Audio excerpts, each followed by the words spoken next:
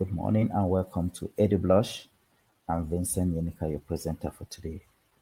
Today I'm going to present to you the endocrine system, the negative feedback mechanism associated with it. This is very important for the grade 12 learners under the CAP syllabus. And we are also going to look at some of the terminologies that are associated with it.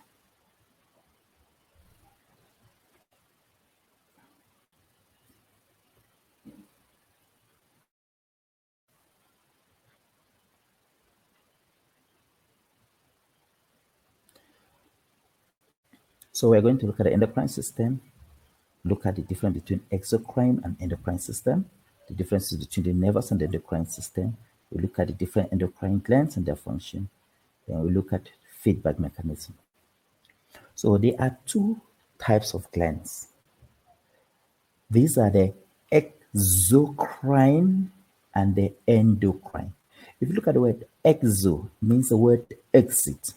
So exocrine glands are glands that pour out their secretion through a duct on exit. So they have a duct through which they pour out their gland, such as the sweat gland, the salivary gland. You even look at the pancreas also send out through the pancreatic duct. Okay, so they send out their secretion through the duct. So they are said to be exocrine gland.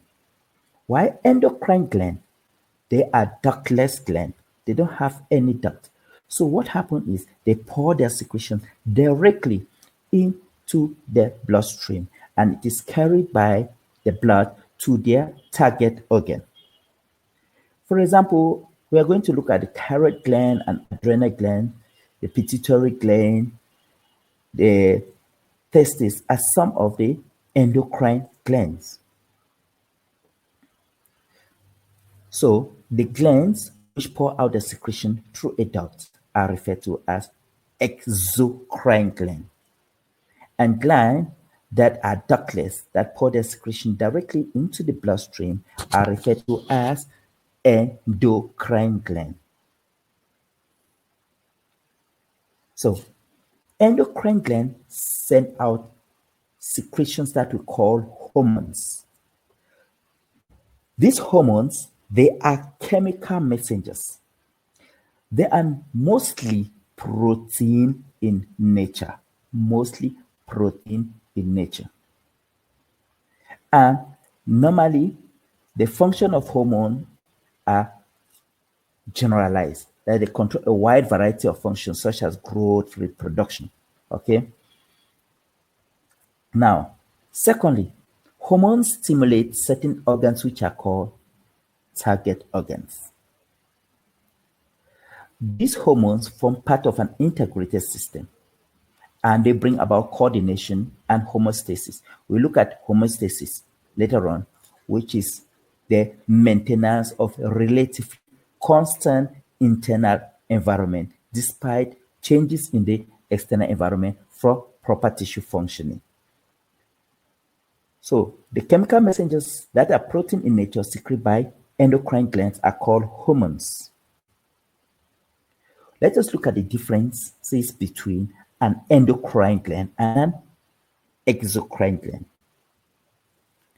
Endocrine gland, they pour their secretion directly into the bloodstream, while the exocrine gland pour into a duct. Example of endocrine gland, you have the ovary, the testes, the pituitary gland. An example of exocrine, you have the salivary gland and the sweat gland. Now, we look at the difference between the nervous system and the endocrine system. Remember, we did the nervous system. What is the difference between the nervous system and the endocrine system? First, we have to look that both of them are involved in coordination.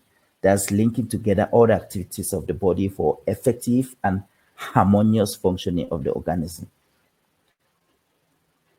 The endocrine system brings about coordination using hormones. So both the nervous and the endocrine system work together to bring about coordination. But however, there are differences between these two systems. We saw the nervous system where messages are carried by nerve impulses. But here in the endocrine system, we see that they're carried by hormones. Nerve impulses are very fast. The messages travel slowly in the endocrine system. In the nervous system, the message are carried along nerves, which we saw the sensory nerves, the motor nerves, the connector neurons. But here in the endocrine system, messages are carried by the blood. With nervous system, we saw the reflex actor. It is very fast and very short term, okay? But with endocrine, we looked at it is slow and long term. With nervous, we see that it is targeted to a specific area. For example, if you prick your finger to remove your finger from the object, but here with endocrine, we see that it's over a wide area, like growth hormones will cause the growth of long bones. You see, every part of your body increase. Okay? So, coordination is the key terminology here, which refers to the linking together of all the activities of the body for effective and harmonious functioning of the organism as a whole. The endocrine gland. We are going to look at the different endocrine glands. You start here. Just the bottom of your brain there, normally you have what you call the hypothalamus. Below the hypothalamus, P-shaped structure called the pituitary gland. Then, at the larynx of the throat here, you have what we call the thyroid gland. And then, just above the kidney, both kidneys, you have the adrenal gland.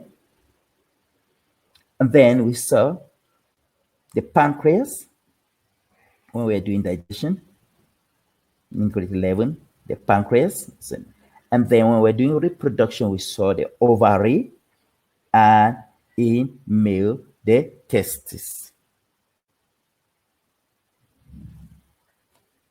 So we start with the hypothalamus. This hypothalamus, you saw it when we were doing the nervous system. So you look at a link between the nervous system and the endocrine system. The hypothalamus is located under the brain, and the function is to produce antidiuretic hormones. Most of the time when you'll be doing this, they'll say the pituitary gland secretes antidiuretic hormone, good, but what produces it? The hypothalamus produces the ADH, and it is stored in the pituitary gland. Now we go to the pituitary gland. Okay. Before we go there, let's look at the ADH, which I've explained that ADH is normally secreted by the pituitary gland but produced by the hypothalamus. You must know that. And we'll look at it when we look at the function during feedback mechanism, which have to deal with the permeability of the kidney tubules in order to regulate the amount of water that is in the blood. So, normally what happens is that when there's a decrease in the secretion of ADH, okay, the permeability of the renal tubule will also decrease.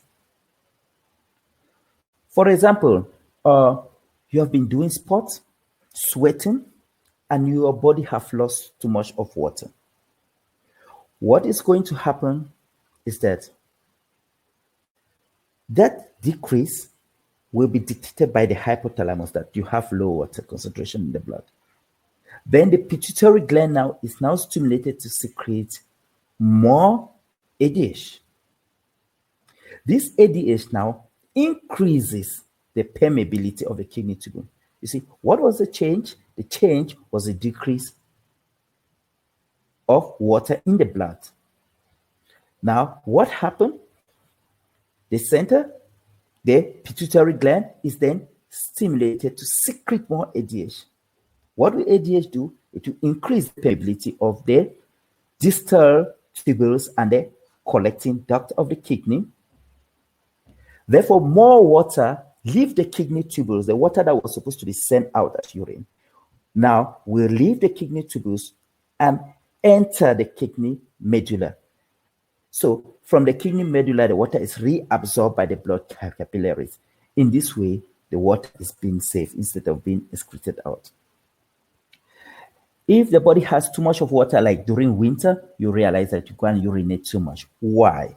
The pituitary gland decreases the secretion of ADH. Due to the decreased secretion of ADH, the permeability of the distal tubule and the collecting duct will also decrease. Therefore, water cannot leave the tubules back into the kidney medulla and into the bloodstream. So more water will leave the body in the form of urine. That's why you urinate much during winter. ADH is antidiuretic hormone. It is secreted by the pituitary gland, and it is responsible to regulate the permeability of the kidney tubules or renal tubules. Now we go to the pituitary gland. The pituitary gland normally referred to as a master gland. Master gland because it helps to do what? To regulate the functioning of the other gland. The pituitary gland is just a small pea-sized gland below the hypothalamus.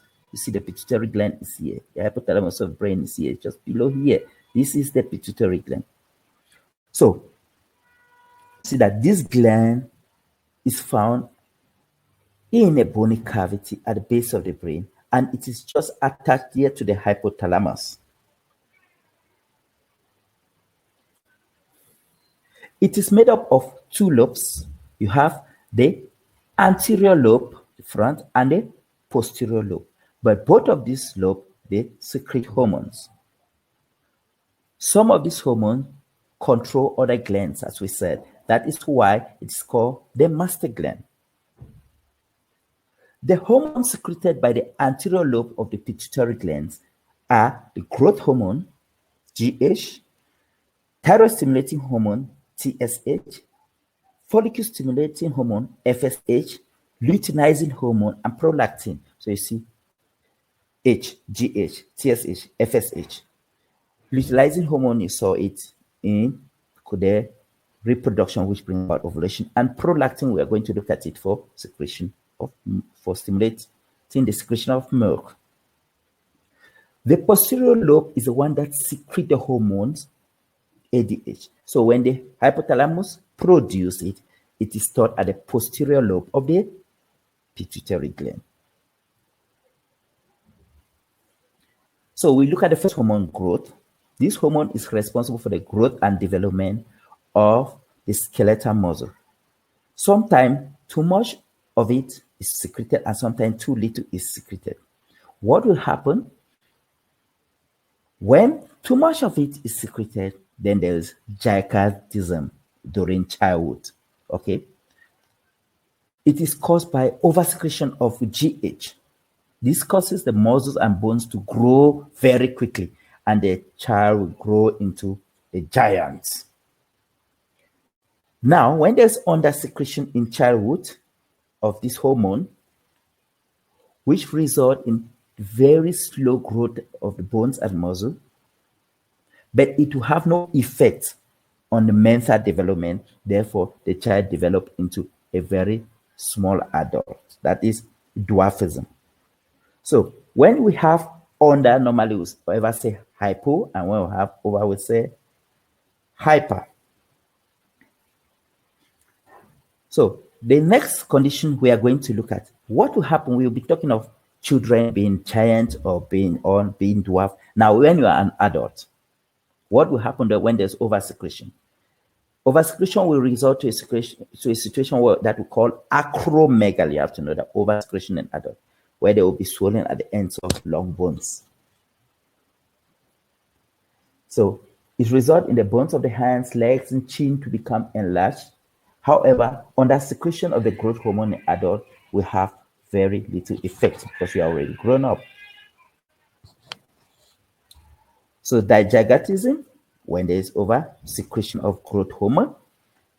Dwarfism, when there is under secretion of growth hormone. Acromegaly, over secretion of growth hormone in adults. Now we go to the second gland, the thyroid gland. This hormone stimulates. This hormone, the THH, not the thyroid gland, the TSH, the thyroid stimulating hormone. Thyroid stimulating hormone stimulate the thyroid gland now to secrete the hormone tyrosine. Now, when there is too much or more TSH is secreted, then the thyroid gland also will secrete more tyrosine. If less TSH is secreted, then the thyroid gland will secrete less tyrosine. We go now to FSH, follicle stimulating hormone. Both male and female secrete this hormone, but we are going to concentrate more on the female part as we saw in reproduction, where in female, its function is to control the production of the ova in the ovary. So the level of FSH is the highest in female during ovulation. Okay, so during ovulation, when the ovaries are developing, then FSH is high because FSH is the one that stimulates the growth and development of that molecule, of those ovum. So if FSH is not high, then the ovum will not develop. LH, it is secreted in female and it controls the release of the egg during ovulation. So LH causes the Graafian follicle to burst to release the ovum. And then the LH now will stimulate the conversion of the Graafian follicle into corpus luteum after ovulation. And we'll see that this corpus luteum now will start secreting progesterone. So it stimulates also the Graafian follicle to produce estrogen. The next hormone we saw there was prolactin. This hormone stimulates the production of milk. The process of milk production is called lactation. Very important. So refer to the process of milk production. The process of milk production, okay, is lactation. But the hormone that stimulates the production of milk is prolactin. We go to the next endocrine gland here. See, just below the larynx, on either side of the trachea here, which goes to the lungs, the trachea, just on either side, left and right side, you have the thyroid gland just below the larynx. You see that it is H-shaped and it has two lobes. Now, these glands secrete the hormone tyrosine. The gland is stimulated to secrete tyrosine when the hormone TSH is secreted. Function of tyrosine. Tyrosine regulates metabolism. So if you see somebody is fat, you say, oh, that person is too much. No. It might be under secretion of tyrosine. So under secretion of tyrosine, obviously, the person's metabolic rate will be slow. Okay? You might see somebody eating too much, but the person is still slender. You say that person is wasting food. No, it's over secretion of tyrosine, which increases the person's metabolic rate. Secondly, tyrosine affects the growth and functioning of the heart and the nervous tissue. There are certain disorders associated with the gland and secretion. Remember that iodine is necessary for the production of tyrosine. It's iodine. That's why it's good when you have iodated salt. If the level of iodine is too low, then the thyroid gland swells, resulting to this situation you call goiter. If the thyroid gland secretes too little or too much tyrosine, then the person suffers from hypothyroidism if it is too little, or hyperthyroidism if it's too high. Hypo means low, hyper means high. That's why you look checkers hyper, you go there, it's very big compared to other checkers. High, hyper, hypertension.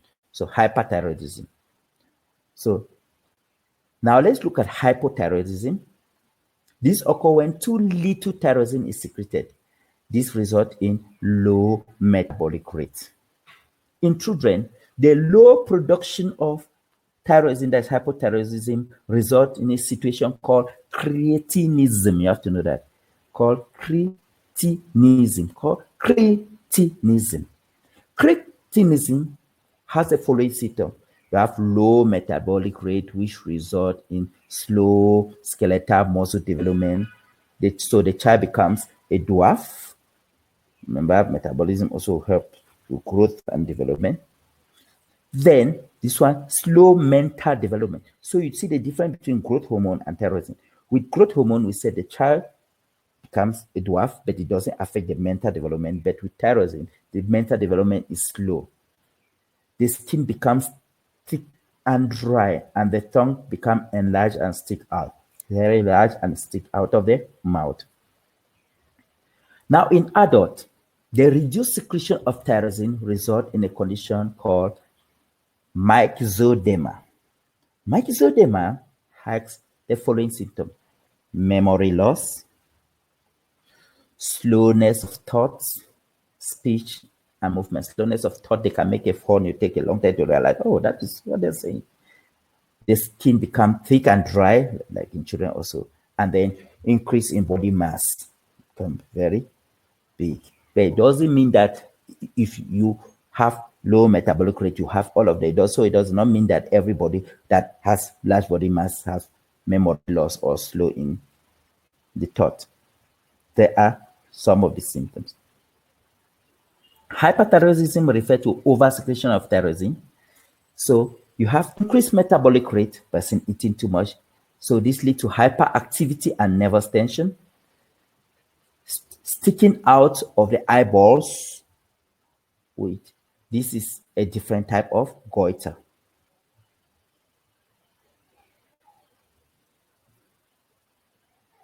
So normally call that emphythalamic goiter. So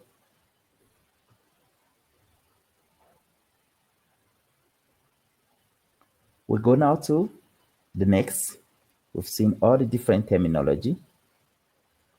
Endocrine gland and their function. We look at the fourth one, which is the adrenal gland. Where is the adrenal gland? There are a pair of glands that are located just above the kidney. Okay? So each gland is made up of two parts. You have the cortex and the medulla. You have the outer cortex and the inner medulla, just like the kidney. So on top of the kidney, you find the gland there. So the adrenal gland secretes two hormones, aldosterone and adrenaline. Yeah, most learners always know adrenal gland, adrenaline. So they always forget aldosterone. So the examiner likes to ask you which gland secretes aldosterone, adrenal gland. So aldosterone is secreted by the outer cortex, adrenaline by the inner medulla of the adrenal gland.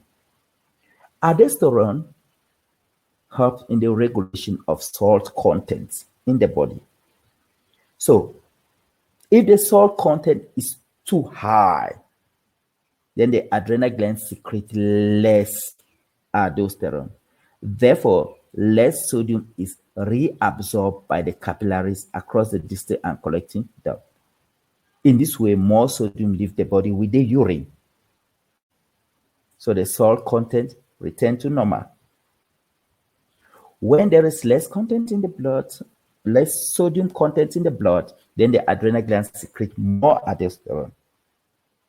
So this will increase the permeability for the reabsorption of sodium back into the blood capillaries from the distal and collecting tubules. This means that less sodium leaves the body by urine. Aldosterone also controls the water content in the body. It does this by controlling the salt content of the medulla. Remember, water moves from the region of high concentration to the region of low concentration by osmosis. So, by this way, aldosterone affects the reabsorption of water in the medulla. But aldosterone also works together with hormone ADH that we saw, because for sodium ion to move, it will need to dilute it in water. So if aldosterone is secreted, then more sodium is reabsorbed into the kidney.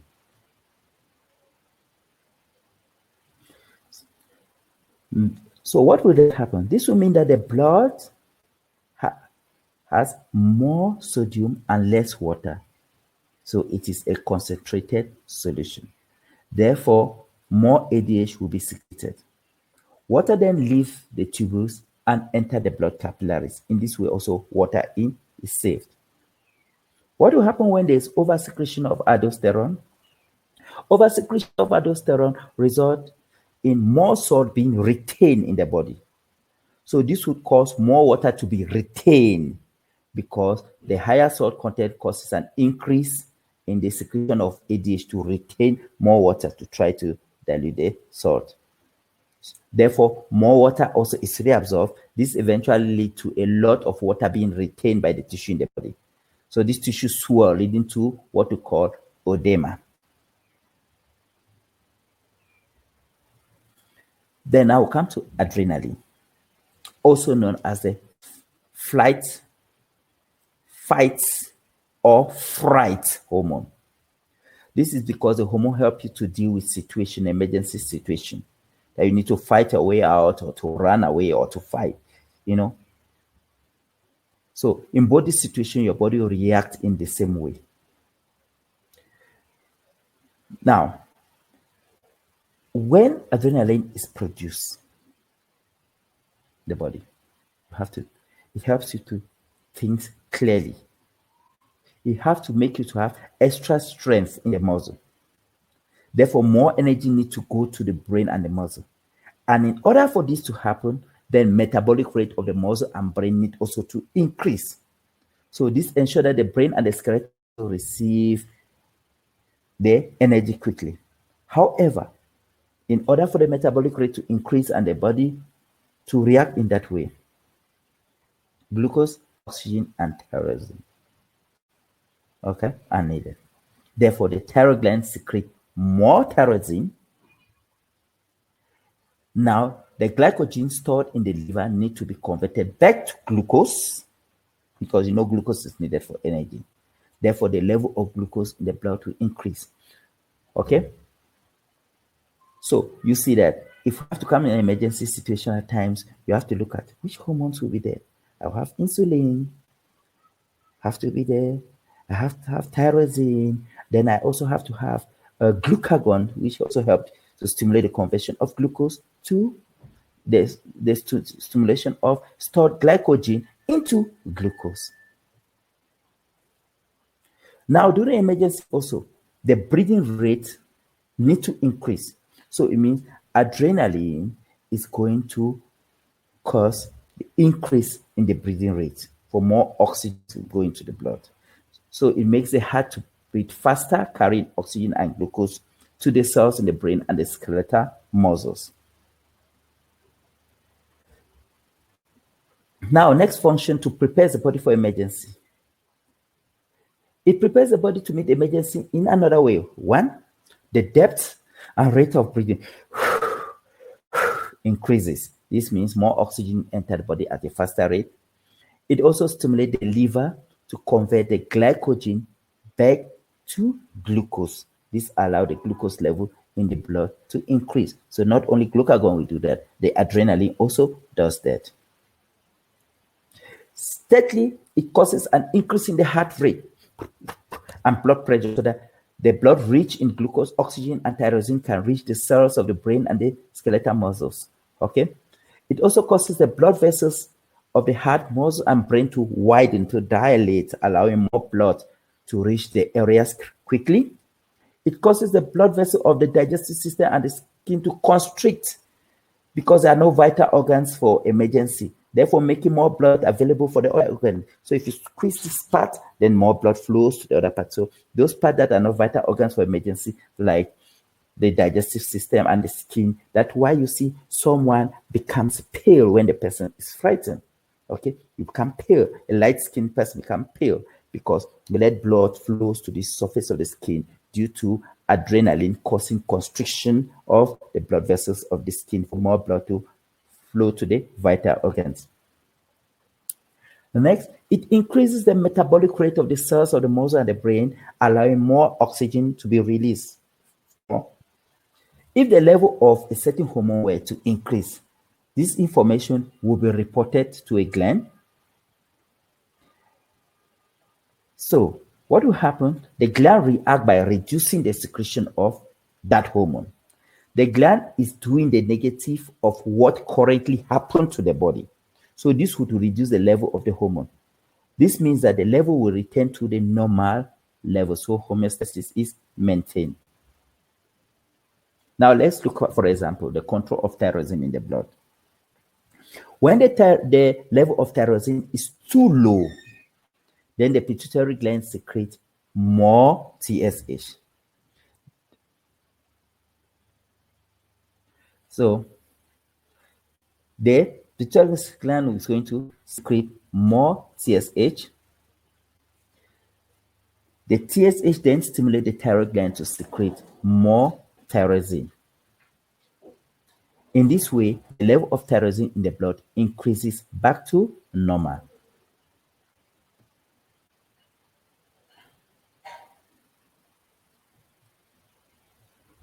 So we go to the next. When the level of tyrosine now is too high, the pituitary gland secretes little TSH. So this reduced amount of TSH then causes the thyroid gland to reduce the secretion of tyrosine, and the tyrosine level now will lower back to the normal. Therefore, in each case, the level of tyrosine is maintained. This is done by negative feedback mechanism. So we see that any change in the level of tyrosine is referred to the thyroid gland. So level of tyrosine changes is referred to the thyroid gland. That's the feedback. Then the level of tyrosine returns to normal when the thyroid gland does the opposite effect, that produces less tyrosine. That is a negative in it. So other lessons, we are going to look at negative feedback mechanism, and we look at more activities on that once you are subscribed on EduBlush. Now we look at blood sugar level. When the level of blood sugar is too high, the information is referred to the islets of Langerhans in the pancreas. The islets secrete the hormone insulin. Insulin then reduces the blood glucose level. Okay? So this is also an example of negative feedback mechanism. You see that the high level of glucose is referred to the pancreas, which in turn secretes insulin, which then lowers the blood glucose level.